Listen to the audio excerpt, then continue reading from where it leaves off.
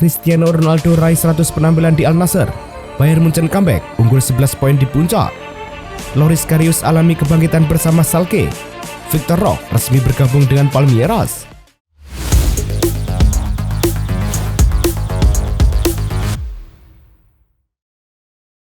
Halo Soccer Mania, kembali lagi di Blessing Soccer News. Kali ini kami sudah siapkan berita-berita terbaru seputar dunia sepak bola. Tentunya untuk kalian semua, selamat menyaksikan. Al Arobah versus Al Nassr berlangsung di Al Jouf University Stadium. Tuan rumah malah mampu memimpin 1-0 lebih dulu di menit ke-40. Omar Al-Somah sukses merobek gawang pasukan Stefano Pioli. Al Nassr baru bisa menyamakan skor menjadi 1-1 di babak kedua. Nawaf Bousal merobek gawang lawan di menit ke-51.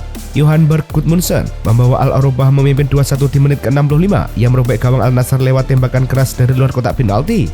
Kekalahan ini membuat Al Nassr turun di posisi ketiga klasmen dengan 47 poin, sedangkan Al Arobah di posisi 11 dengan 26 poin.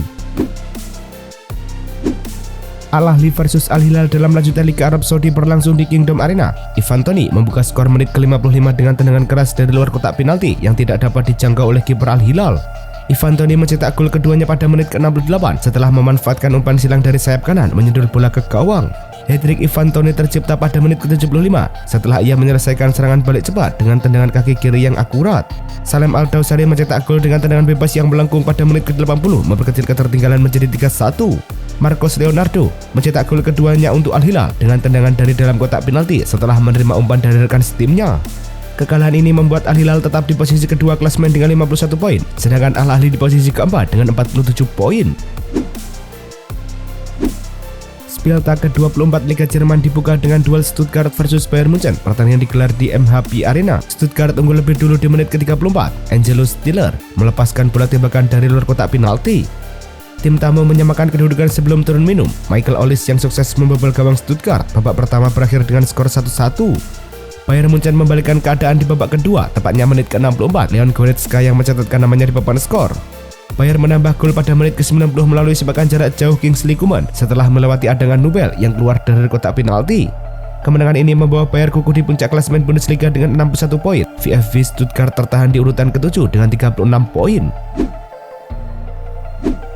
Fiorentina versus Lecce pada lanjutan Serie A berlangsung di Stadion Artemio Franchi, Florence. Robin Gosens mencetak gol pembuka pada menit ke-10 setelah menerima umpan silang dari Dodo di sisi kanan yang berhasil disundul masuk ke gawang Lecce. Pertengahan babak kedua mendapat kesempatan untuk menggandakan keunggulan melalui penalti setelah handball Balthazar Pierret, namun tendangannya mengenai tiang dan gagal menjebol gawang. Kemenangan ini membawa Fiorentina di posisi ke-6 klasmen dengan 45 poin. Lecce tertahan di urutan ke-16 dengan 25 poin. Aston Villa versus Cardiff pada pertandingan babak 16 besar di Villa Park. Marco Asensio membuka skor pada menit ke-68 setelah menerima umpan defleksi dari Marcus Rashford dan dengan tenang menyelesaikan peluang dari dalam kotak penalti. Marco Asensio mencetak gol keduanya pada menit ke-80 dengan mudah setelah menemukan ruang yang luas di tengah kotak, menembakkan bola melewati kiper Ethan Horvath. Dengan kemenangan di pertandingan ini, Aston Villa melaju ke babak perempat final Piala FA. Cristiano Ronaldo baru saja mencatatkan penampilan ke-100 bersama Al Nassr dalam pertandingan melawan Al Arobah yang berakhir dengan kekalahan 2-1 bagi timnya. Meskipun tidak berhasil mencetak gol dalam laga tersebut, sejak bergabung dengan Al Nassr pada tahun 2023, Ronaldo telah menunjukkan performa yang mengesankan selama 100 pertandingan di klub Arab Saudi ini dengan total 89 gol dan 19 assist. Namun, kekalahan ini menempatkan Al Nassr di posisi ketiga klasmen, tertinggal 9 poin dari pemimpin Liga, Al Ittihad, setelah mengalami 2 kekalahan dalam 3 pertandingan terakhir mereka. David Code, mantan wasit Premier League, telah dijatuhi larangan oleh UEFA hingga 30 Juni 2026 setelah terbukti melakukan tindakan yang merugikan reputasi sepak bola khususnya UEFA. Larangan ini muncul setelah Code dipecat oleh PGMOL pada bulan Desember lalu, menyusul penyelidikan internal terkait video yang menunjukkan dirinya membuat komentar merendahkan tentang Liverpool dan mantan manajernya Jurgen Klopp.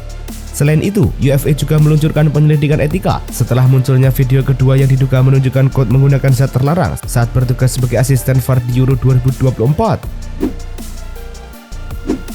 Loris Karius telah membuat comeback yang mengesankan bersama Schalke, klub yang baru ia bergabung 2 bulan lalu setelah tidak memiliki klub sejak kontraknya dengan Newcastle berakhir. Karius kini telah menjadi kiper utama Schalke, menunjukkan performa yang sangat baik. Dalam pertandingan melawan Ruben Munster, Karius berhasil mencegah gawangnya dari kebobolan dan membantu timnya meraih kemenangan 1-0 yang menjadi momen penting dalam karirnya setelah setahun tanpa bermain di level profesional.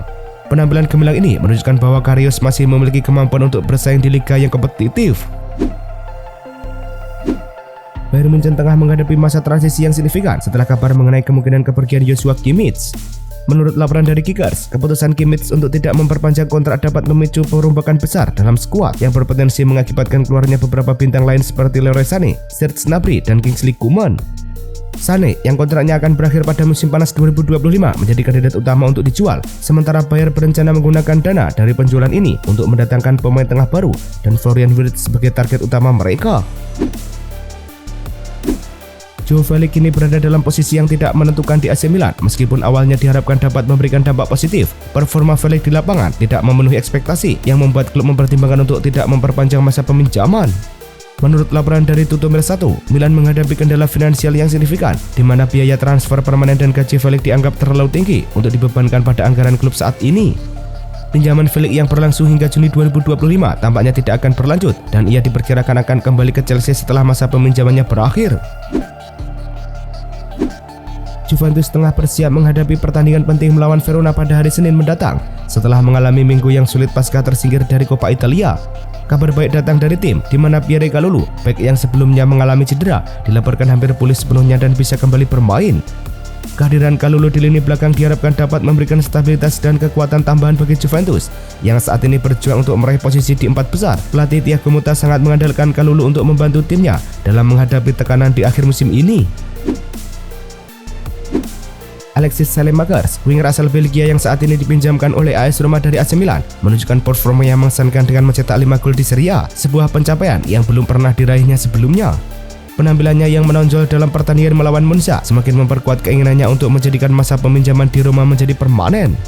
Meskipun ada kesepakatan informal antara kedua klub mengenai kemungkinan pembelian, Milan menunjukkan sedikit minat untuk menjual Saelemaekers dengan harga yang ditawarkan Roma yang berkisar antara 7 juta euro hingga 10 juta euro. Milos Villar menunjukkan penampilan yang mengesankan di Serie A setelah mengalami masa sulit di awal musim, termasuk insiden emosional setelah kekalahan dari Como. Villar berhasil bangkit dan menunjukkan performa yang luar biasa. Dalam 2 bulan terakhir, ia mencatatkan persentase penyelamatan tertinggi di liga, yaitu 76%, dan berhasil menjaga gawangnya tetap bersih dalam 9 pertandingan. Penampilan gemilang ini membuat Roma berencana untuk memperpanjang kontraknya yang saat ini berakhir pada tahun 2027 dengan kenaikan gaji yang signifikan, diperkirakan mencapai lebih dari 3 juta euro per tahun. Claudio Ranieri dinobatkan sebagai pelatih terbaik Serie A untuk bulan Februari 2025. Di bawah kepemimpinannya, Roma berhasil meraih hasil positif dengan 1 kali imbang melawan Napoli 1-1 dan 3 kemenangan berturut-turut melawan Venezia 1-0, Parma 1-0, serta Monza 4-0. Keberhasilan ini menunjukkan peningkatan performa tim yang signifikan, dan Ranieri diharapkan dapat mempertahankan momentum positif ini saat Roma bersiap menghadapi Como pada 2 Maret mendatang. Saat ini, Roma berada di peringkat ke-9 klasemen Serie A dengan 40 poin, tertinggal 9 poin dari Juventus yang berada di posisi keempat. Victor Roque telah resmi bergabung dengan Palmeiras setelah menyelesaikan kesepakatan dengan Barcelona. Pemain berusia 19 tahun ini sebelumnya dipinjamkan ke Real Betis, di mana ia mencetak 4 gol dan memberikan 2 assist dalam 22 pertandingan. Kesepakatan ini melibatkan pembayaran awal sebesar 25 juta euro ditambah 5 juta euro dalam bentuk bonus, serta persetujuan dari Betis untuk mengakhiri masa peminjaman lebih awal. Barcelona juga sepakat untuk memberikan kompensasi kepada Betis terkait pemanggilan kembali Roque, yang menunjukkan betapa kompleksnya proses transfer ini. Real Madrid menghadapi tantangan besar menjelang pertandingan melawan Real Betis karena gelandang kunci mereka Fede Valverde dipastikan tidak akan tampil. Valverde mengalami masalah pada otot paha kiri yang membuatnya tidak berlatih pada sesi latihan terakhir sebelum pertandingan. Pelatih Carlo Ancelotti memilih untuk tidak mengambil resiko dengan menurunkan Valverde, mengingat pentingnya pertandingan mendatang di Liga Champions melawan Atletico Madrid. Keputusan ini diambil untuk memastikan Valverde dapat pulih sepenuhnya dan siap untuk pertandingan yang lebih krusial di masa depan. Real Madrid baru-baru ini dikenakan denda sebesar 30.000 euro oleh UEFA akibat perilaku diskriminatif yang ditunjukkan oleh supporter mereka selama pertandingan Liga Champions melawan Manchester City. Selain denda, UEFA juga menutup sebagian Stadion Santiago Bernabeu secara bersyarat yang dapat mengakibatkan 500.000 kursi ditutup pada pertandingan mendatang jika Real Madrid melanggar aturan UEFA dalam 2 tahun ke depan.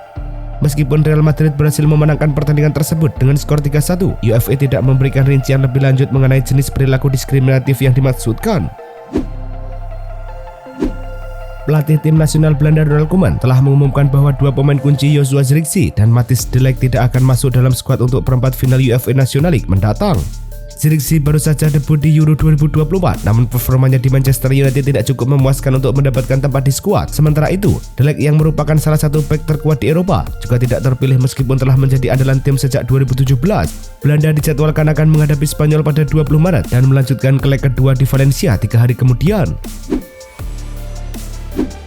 Alejandro Garnacho mengambek saat diganti kala MU menang sulit 3-2 atas Ipswich Town. Ia ditarik keluar pada akhir babak pertama karena Patrick Dorgu di kartu merah. Garnacho alih-alih duduk di bangku cadangan pemain malah langsung masuk ke ruang ganti. Tindakan itu pun langsung menuai reaksi dan sorotan. Ia juga dikaitkan dengan kasus-kasus pemain MU sebelumnya seperti Cristiano Ronaldo dan Marcus Rashford yang pada akhirnya tak berakhir baik karena keduanya hengkang. Manajer MU Ruben Amorim tak mau memperbesar masalah. Juru taktik asal Portugal itu menjatuhkan hukuman terakhir satu tim makan malam.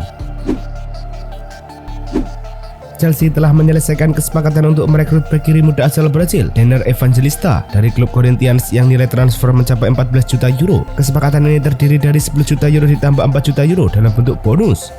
Meskipun telah setuju bergabung, Denner yang berusia 17 tahun ini akan tetap berada di Corinthians hingga Juni 2026 sesuai dengan peraturan yang berlaku di Brazil yang mengharuskan pemain berusia di bawah 18 tahun untuk tidak pindah ke klub luar negeri. Setelah tiba di London, Denner akan menandatangani kontrak selama 7 tahun dengan Chelsea. Brighton and Hove Albion mencatatkan laba sebesar 73,3 juta pound sterling untuk musim 2023-2024, menandai tahun keuangan yang bersejarah bagi klub yang baru pertama kali berkompetisi di level Eropa. Laba ini sebagian besar didorong oleh penjualan pemain, termasuk transfer rekor Inggris Moises Caicedo ke Chelsea senilai 115 juta pound sterling dan penjualan kiper Robert Sanchez seharga 25 juta pound sterling. Kedua transfer ini diselesaikan pada musim panas 2023, memberikan kontribusi signifikan terhadap laporan keuangan terbaru klub. Laba yang dicatat saat ini menunjukkan kesehatan finansial yang baik. Everton sedang menjajaki kemungkinan untuk menjadikan Goodison Park sebagai kandang permanen bagi tim wanita mereka setelah tim pria pindah ke stadion baru di Bramley Moor Dock. Tim pria Everton akan meninggalkan Goodison Park yang telah menjadi markas mereka selama 133 tahun untuk stadion baru yang memiliki kapasitas 52.888 penonton dan diperkirakan akan dibuka pada awal musim 2025-2026. Dengan rencana ini, Everton Women yang saat ini berkompetisi di Women's Super League berpotensi untuk bermain di Goodison Park secara permanen yang akan memberikan mereka kesempatan untuk meraih lebih banyak penggemar. Fenerbahce telah mengajukan gugatan hukum terhadap rivalnya Galatasaray dengan alasan kerugian moral yang dialami oleh manajer mereka, Jose Mourinho. Gugatan ini muncul setelah Galatasaray menuduh Mourinho melakukan pernyataan rasis setelah pertandingan derby yang berlangsung sengit antara kedua tim. Dalam pernyataannya, Fenerbahce menyebut bahwa tuduhan tersebut telah merusak hak pribadi Mourinho dan menuntut ganti rugi sebesar 1.907.000 lira Turki yang secara simbolis menunjuk pada tahun berdirinya klub tersebut, 1907. Mourinho sebelumnya telah dikenakan larangan bertanding selama 4 pertandingan dan denda lebih dari 35.000 pound sterling oleh Federasi Sepak Bola Turki.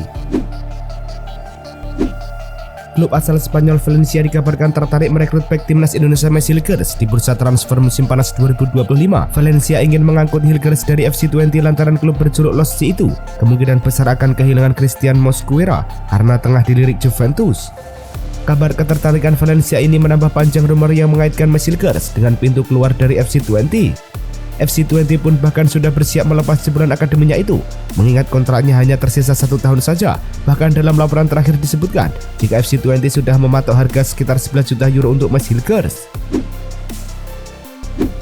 Pelatih timnas Indonesia Patrick Kluivert kabarnya sudah menentukan 27 pemain untuk melakukan pemusatan latihan TC jelang berhadapan dengan Australia pada kualifikasi Piala Dunia 2026. Sebelumnya, beredar kabar nama-nama pemain lama seperti Elkan Bagot dan Sadil Ramdhani masuk dalam radar pelatih asal Belanda tersebut. Akan tetapi waktu yang semakin dekat, ternyata Sadil Ramdhani tidak mendapatkan panggilan dari timnas Indonesia. Kepastian ini disampaikan langsung oleh Sadil. Pemain Sahabat FC mengaku belum dihubungi oleh pelatih timnas Indonesia, Patrick Kluivert, sampai dengan sejauh ini. Itulah tadi kumpulan berita-berita terbaru dari kami. Simak terus berita-berita terbaru lainnya dan jangan lupa like, komen, dan juga subscribe.